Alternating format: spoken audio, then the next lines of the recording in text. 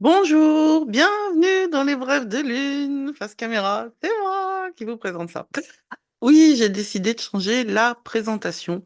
Je voudrais faire de cette astrologie que je pratique quelque chose de plus personnel, de plus humain, réel. Voilà, puis en plus j'ai une nouvelle caméra, j'ai envie de m'amuser avec ça.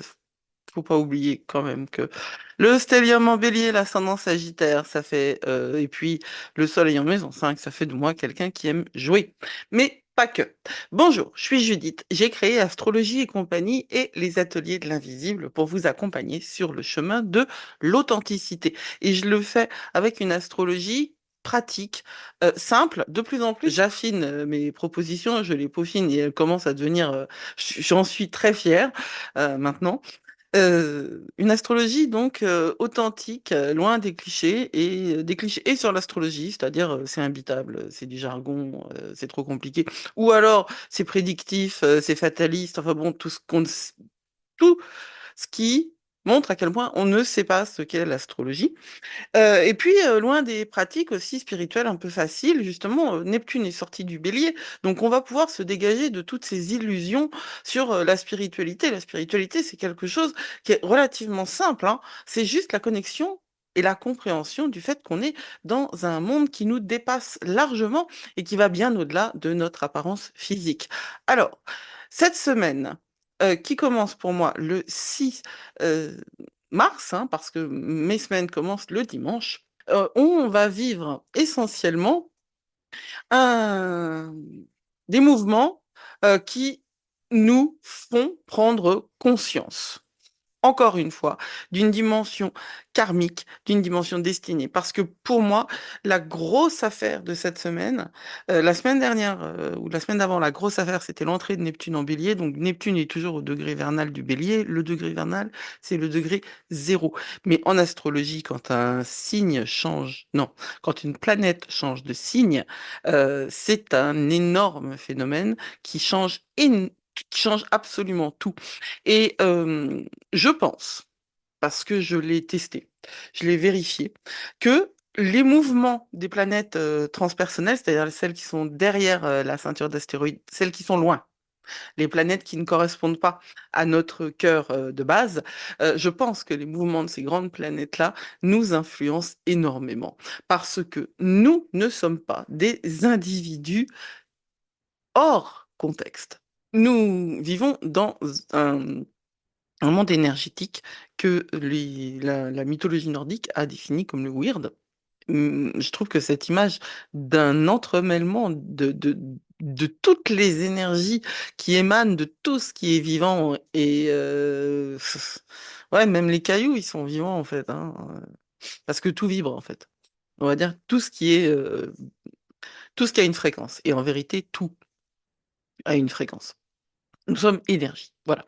Donc, les mouvements des planètes interpersonnelles jouent, nous affectent personnellement parce que ça affecte le collectif.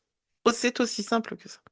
Et donc, la grande affaire de cette semaine, c'est du 8 au 20 mars, c'est la conjonction de Saturne et du nœud nord. Alors, si vous êtes un tout petit peu familier de l'astrologie, vous savez que Saturne, c'est quand même la planète des limites, c'est la planète du temps, c'est Chronos hein, dans les archétypes, dans la mythologie. C'est-à-dire que c'est la planète qui nous apporte la structure et la limitation. Et le nœud nord, c'est la tension, la tentation, c'est le mouvement vers l'avenir, en termes de karma, en termes de voyage de l'âme, en termes de ce que nous devons, de ce que nous avons à faire dans cette vie ici et maintenant. Alors, Saturne qui est conjoint au nœud nord en poisson, ça nous apporte une lourdeur, il faut pas se mentir. Ça nous apporte une lourdeur parce que nous nous interrogeons sur le sens de la vie. Voilà, c'est de ça dont il est question. C'est des questions existentielles parce qu'on est en poisson. Donc on est vraiment dans une transcendance, dans une immanence, dans la projection des réalités qui sont plus grandes et plus hautes que nous-mêmes. Toutes les décisions, même les toutes petites, à ce moment-là, vont avoir du poids. Rien n'est gratuit, rien n'est léger. Merci Saturne. On aura l'impression que tout peut faire la différence. Et en vérité, ce n'est pas qu'une impression, parce que quand Saturne est conjoint au nœud nord, on peut changer de vie. Euh, le truc avec Saturne, c'est que ça nous apporte une immense pression. Et euh, genre, on est poursuivi par le prof le plus strict qu'on ait jamais eu, qui est en permanence en train de nous juger, de nous jauger, de nous évaluer. Euh, et on peut se sentir vraiment complètement compressé. On peut se sentir aussi complètement boosté. J'ai regardé Top Chef récemment. Et il y en a un qui dit ouais, c'est ça, mettez-moi la pression, c'est pour ça que je vis. Voilà. Donc, bon, chacun va vivre Saturne différemment. Sauf que là, il y a la conjonction au nœud nord et dans ce degré-là du poisson, degré que je vérifie immédiatement. 7, 8, c'est 25. C'est le degré 25 du poisson. C'est quand même quelque chose qui peut être très très lourd, qui peut nous apporter beaucoup d'obstacles, qu'il va nous falloir considérer comme des aides, réellement, hein. Euh, Si on s'arrête à l'obstacle comme c'est un obstacle, c'est-à-dire en disant j'ai pas le droit de faire ce que je veux, quoi. Pourquoi est-ce que ça m'arrive tout le temps ces affaires-là? Eh ben, on n'avancera pas. Si l'obstacle, en fait, c'est juste une contrainte et que la contrainte, on la considère comme étant euh, l'initiation, la flamme, euh, vous savez, 3, 2, 1, partez, quoi, le sprint, le truc de départ pour la créativité. Parce que c'est à ça que ça sert la contrainte, hein. Ça sert à mettre le feu à notre créativité. Eh ben, on peut en profiter de cette période-là. Il y a intérêt, en fait, elle dure jusqu'au 20 avril. Donc, bon, toute la fin de la saison du bélier, on va vivre avec ça. Alors, les obstacles que vous pouvez rencontrer dans votre vie personnelle comme dans votre vie professionnelle ont des raisons d'être. Voilà. Et ces raisons, elles sont certainement liées aux exigences de Saturne, donc par rapport à l'éthique, par rapport à aux règles que vous respectez. Euh, Si vous contournez un petit peu les angles, vous pouvez le voir, hein. Euh, Vraiment, Saturne peut nous opprimer dans le parce qu'il va nous micromanager, mais on a là-dedans quelque chose qui va nous protéger. C'est-à-dire que si vous étiez à la limite de faire des choix qui sont pas complètement ni alignés avec votre éthique, ni alignés avec la loi, tout ce qui fait qu'on peut vivre ensemble sans se tirer dessus en permanence, ici encore, eh ben les obstacles que vous rencontrerez vous serviront à éviter des situations toxiques. Il faut vraiment le voir comme ça. Saturne, on nous dit toujours que c'est une énergie qui nous oblige à apprendre. Vous en avez marre d'apprendre? Euh, Prenez un break. Parce que ça ne s'arrête pas. Je veux dire, c'est la vie, hein. La vie, c'est de l'apprentissage, tout le temps. Voilà, ça c'est la couleur générale parce que c'est cette conjonction-là qui commence mardi et qui va nous bah, colorer. Sauf qu'il y a des bonnes nouvelles quand même. Mercure cesse de rétrograder le 7. C'est pas mal ça. Quand Mercure cesse de rétrograder, on va pouvoir repasser. Donc Mercure, la planète, hein, elle repasse sur tous les degrés qu'elle a passé pendant la rétrogradation. Donc, toutes ces choses qui nous ont peut-être posé des difficultés ou peut-être ces incompréhensions, ces problèmes relationnels, ces machines qui fonctionnaient pas, eh ben, on va avoir de l'éclairage et on va pouvoir agir. On a appris des choses pendant cette rétrogradation de Mercure, qu'on en soit conscient ou pas. On a appris des choses et on va pouvoir les mettre en pratique. Sinon, qu'est-ce qu'on a d'autre? Bah ouais, et Mercure passe direct, mais il reste en Poisson, hein. Alors, c'est toujours un soulagement, la fin de la rétrogradation de Mercure.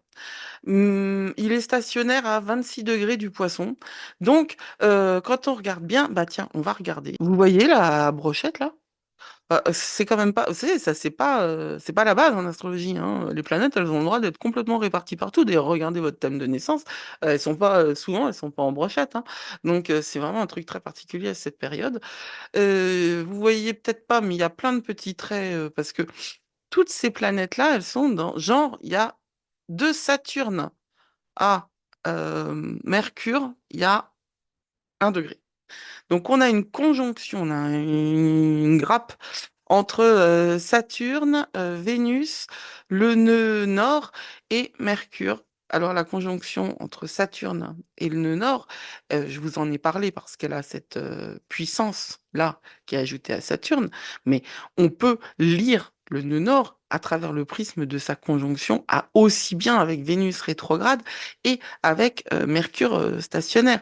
Le nœud nord en lien avec Vénus rétrograde, c'est une remise en question de nos relations à travers le prisme de notre destinée, ce pourquoi nous sommes là. Nous avons une mission collective et personnelle. Le nœud nord, dans ce thème-là, dans cette image-là, correspond à euh, la dynamique, on va dire, collective de notre âme. Voir que sur le plan collectif, donc, le nœud nord est conjoint Mercure, Vénus, Saturne. Ça fait une grosse charge karmique. Ce que nous faisons, en gros, hein, pour parler simple, ce que nous faisons maintenant a des répercussions, aura des répercussions. Ça ne vient pas de nulle part. Vous ne pouvez pas tout changer là parce que c'est aussi ce que vous avez déjà mis en branle qui va se réaliser maintenant. Mais regardez ça quand même parce que c'est particulièrement marquant, sachant que ce Neptune au degré vernal ici, là, du Bélier, on peut le considérer aussi encore en conjonction avec tout ça. C'est un sacré groupe, c'est une pression énorme, énorme dans les derniers degrés du Poisson en ce moment. Une pression énorme.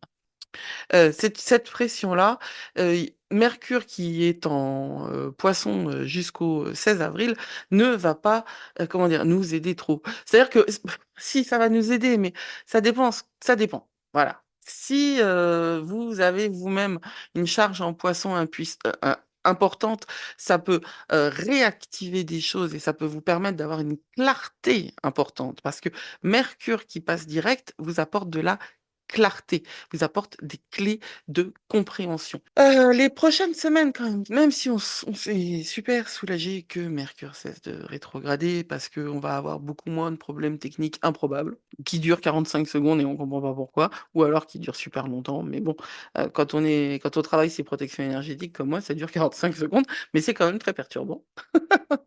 Euh, Il y a quand même encore 15 jours pendant lesquels ça va aller moins vite, hein. Mercure aime pas être freiné, ça s'appelle la phase de post-ombre.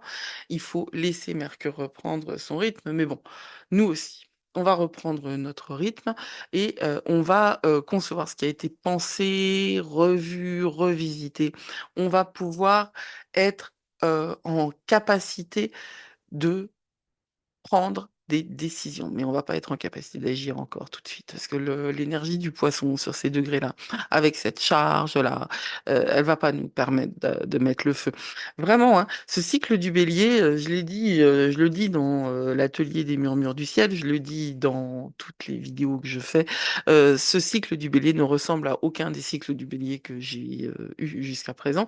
Euh, c'est même dans les magies de la lune, hein, il y a quand même des rituels qui sont axés sur l'énergie de feu du bélier. Mais quand même, on est dans un temps où faut aller lentement, quoi. Donc, on se précipite pas, on n'essaye pas de tout faire, surtout, on n'essaye pas de tout faire. Euh, Vous allez peut-être être en retrait avec ce Mercure en Poisson, mais vous allez aussi certainement gagner de la profondeur. Je veux dire, il y a ce cadeau du Poisson de voir de la profondeur et de voir au-delà des apparences. En tout cas, ce qui est requis, et d'ailleurs c'est exactement ce qui a été tiré dans les cartes du tirage général pour le challenge Mercure et Vénus rétrograde. Ils ont été très intéressants les tirages de chaque semaine de ce tirage-là, de ce challenge-là. Je vais refaire ça, des tirages comme ça. Je ne sais pas encore sous quelle forme, mais je suis très intéressée par ce que nous disent les cartes. Et je suis très appelée aussi à pratiquer plus les énergies subtiles et les mondes invisibles. Vraiment, je suis très, très appelée aux saisons de ma vie là, actuelle. Elle est justement sur cette connexion avec les mondes invisibles et avec tous les guides et avec tous ceux qui me font l'honneur de communiquer avec moi. On va communiquer avec le cœur. Utiliser, cette période pour communiquer avec le cœur, vraiment, la rationalité, c'est l'ego en ce moment. C'est pas compliqué, quand vous l'avez vu, hein, il y a tellement de poissons, la rationalité, c'est l'ego. Cette semaine, c'est aussi la semaine de la pleine lune et le jour, de la pleine lune, en Balance, le 12 avril. La pleine lune en Balance, hein, toujours, les pleines lunes, c'est de l'opposition. Donc, on a le soleil en bélier et la pleine lune en Balance. Il y a Chiron, conjonction, quoi, hein, tout simplement. C'est un moment, il faut tendre vers l'innovation, la joie et la pureté, la simplicité. Chiron, en bélier, c'est toutes les blessures autour de l'identité, tout ce que nous devons porter de nous pour être vu tout ce qui a été éteint en nous par les programmations et par les histoires de famille. Nous portons tous des histoires de famille parce que quand bien même nous ne serions pas conscients réellement, pensez que vos parents ont été élevés par des parents qui ont été élevés par des parents qui ont été élevés par des parents, ça en fait de la transmission. Alors oui, évidemment, si vous pensez, si vous ne croyez pas euh, à l'épigénétique et à la transgénérationnalité, bon, bah, je sais pas pourquoi vous m'écoutez, parce que moi, c'est la base, hein. Ça, c'est la base, plus les vies antérieures. En plus, hein, je veux dire, en plus, je rajoute une couche de perché, mais je pense que nous sommes complètement responsables de ce que nous faisons de notre vie, mais nous n'avons pas conscience de tout ce qui, en nous, nous motive, nous fait agir et de ce qui en nous pousse à nous à faire se manifester autour de nous, créer autour de nous la vie que nous vivons. Il ne s'agit pas de dire que nous sommes coupables, il s'agit de dire que nous sommes responsables. L'objectif de l'astrologie, c'est de conscientiser.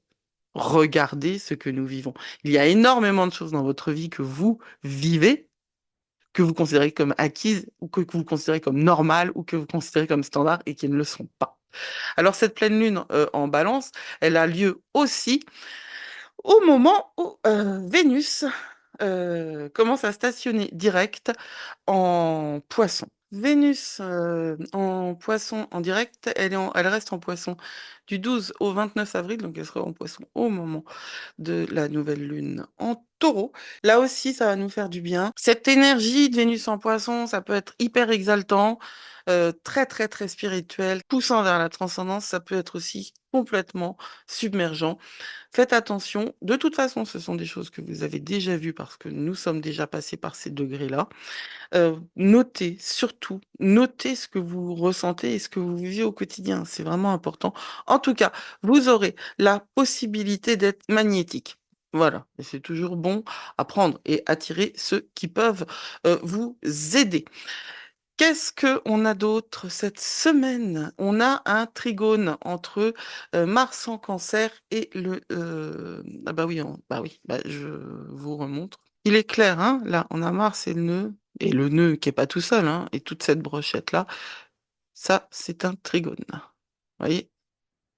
C'est un des aspects les plus faciles, hein, de l'astrologie. Et puis de l'autre côté, c'est le nœud sud avec Pluton. C'est pas du tout une obligation, hein, mais ça veut dire aussi quand même qu'il y a une opposition entre Mars et Pluton, une opposition qui est un peu large, hein, parce que Pluton est à 3 degrés et Mars à 27, mais quand même. D'un autre côté, on voit que la Lune et le nœud sud sont vraiment très proches. Alors, qu'est-ce que ça veut dire? Ça, on parle encore de karma, hein. On est encore dans une espèce de croisée des chemins. Ça ne s'arrête pas, en vrai. Ça ne s'arrête pas. Le mois d'avril, il est plus cool. On a moins de lourdeur, mais quand même, on est sur des énergies qui sont mais phénoménales et extraordinaires. Quand les nœuds lunaires sont activés, Il s'agit de créer une évolution collective. Voilà ce dont il est question. Changement de monde, changement d'univers, changement de paradigme, changement de tout. Mars est encore en cancer pour quelques jours et donc toutes les actions, et on a en face énormément de poissons, tout passe à travers l'émotion, l'intuition, la spiritualité. Voilà ce dont il est question pour cette semaine. Résumé, c'était pas si compliqué. On va résumer cette énergie-là euh, en quelques mots pour préparer cette pleine lune. Toute cette semaine, l'énergie lunaire, elle monte sur la pleine lune. Elle a fait son premier quartier en Cancer le 5. Elle passe en Lion le 6 parce qu'il y a un vide de course jusqu'à 6h37 du matin. Du Lion, elle passe en Vierge. Ah oui, le 8, on a un gros vide de course de 6h08 à 15h43. Inscrivez-vous à la newsletter. Les vides de course, c'est là. C'était évident, hein. C'est comme la lettre volée. Les choses évidentes, on ne les voit pas. Je me dis, mais comment je vais faire pour transmettre les dates des vides de course en cadeau à mes abonnés? Eh ben, t'as une newsletter, Judith, hein, donc utilise-la. Oui, oui, parfois les choses sont simples. Dans ma tête, elles le sont rarement en vrai, hein, quand même. Mais bon.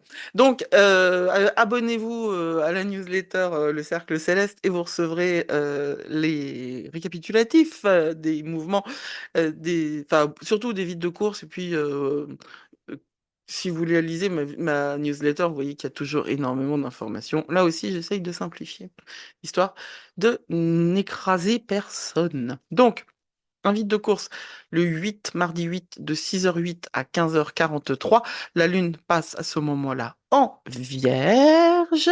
Et il y a un autre vide de course dans la nuit, de jeudi à vendredi. Et le 11, elle passe en Balance. Donc le vendredi 11, elle passe en Balance. Elle est en pleine Lune, précisément dans la nuit, en fait, hein. C'est autour de minuit, samedi 12 avril. Elle reste en Balance jusqu'au dimanche 13 à midi, où il y a aussi un vide de course important de midi à 16h. Et là, la Lune entre en Scorpion. Donc, énergétiquement, et avec tout ce que je vous ai indiqué sur la dimension de croisée de chemin, d'activation des nœuds lunaires, tout ça nous amène vers une semaine qui va être intense émotionnellement et que vous auriez intérêt à préparer, en fait, dès maintenant, c'est-à-dire préparer, savoir que elle va être intense, prendre dans votre emploi du temps des moments pour vous reposer, pour faire attention à vous, pour vous écouter, pour ressentir. Voilà. Cette charge en poisson, elle nous oblige à ressentir. Et si on ne prend pas le temps, puis comme il y a Saturne en jeu là, si vous prenez pas le temps de faire ce que vous devez faire, ce que vous devez faire, vous avez des devoirs envers vous-même, hein. Vous avez des devoirs envers votre personnalité énergétique. De toute façon, les devoirs, si on les fait pas, c'est pas comme à l'école, on risque pas que la mauvaise note. Là, on paye des conséquences, des vraies conséquences ensuite euh, dans notre vie. Les choses se passent moins bien que ce qu'on avait prévu.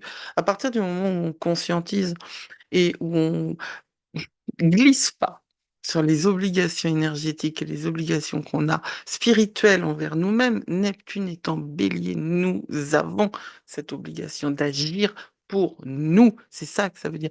J'ai fait une vidéo là-dessus. Et là, c'est la vraie là qui est postée. Euh, Prenez le temps de préparer cette pleine lune. Je vous en reparle de la pleine lune. Vous pouvez rejoindre les Murmures du ciel et vous pouvez rejoindre les Magies de la lune. Ce sont deux abonnements, l'un qui est de l'astrologie appliquée et l'autre qui est de magie et rituel pour vous harmoniser avec les cycles lunaires et puis bon, les énergies en général. Prenez soin de vous. Vous êtes plus fort que vous croyez, indubitablement. Lisez les articles que je propose. Abonnez-vous au Cercle Céleste. Et puis, j'ai oublié de le dire, mais euh, si vous aimez cette vidéo, aimez, c'est-à-dire likez, abonnez-vous Et à partir donc des jours à venir, vous aurez la possibilité de devenir fan grâce à YouTube.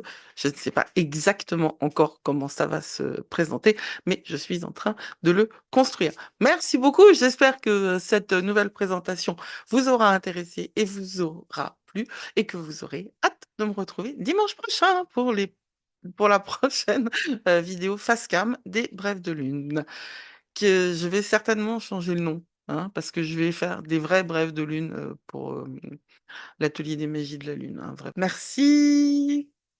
Blessed be.